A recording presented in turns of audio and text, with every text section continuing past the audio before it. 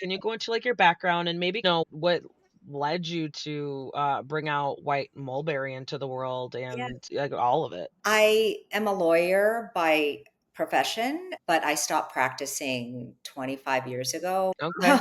when my daughter was born, and it's actually her 25th birthday tomorrow. Oh, wow. And some of the themes I touch on in my novel, but motherhood is very complicated. And having a second child and having a very demanding job, it just required me to prioritize what I thought was important at the time in my life. Mhm. Uh, but I've always been interested in books, and I'm currently a library trustee as well. So I was able to use my legal skills in a lot of different arenas, volunteer work. And as a library trustee, we make sure that the library is making ends meet with through Mhm. it has adequate policies and procedures to deal with anything that comes up, but mostly just stewarding the mission and vision of a public library, which is to allow free and equitable access to everyone who visits. And I was a beneficiary of that because coming here to the United States when I was 7 from South Korea,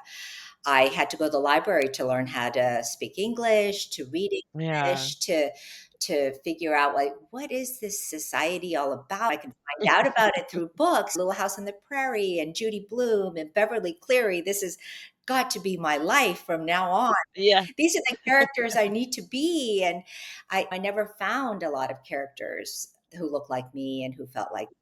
And Mhm. so I think in the back of my mind, I always sought that out and wanted that for my children and for the younger generation who didn't see themselves in stories. And so I think it was a gradual, decades long process. But the trigger was really, I found some documents on my father's desk, and they were old nursing and midwife certificates, and they were written in Japanese. And I asked my father about them, like, these are grandma's certificates. Why are they in Japanese? And I knew he was born in Japan, but we're ethnically Korean. So I Mhm.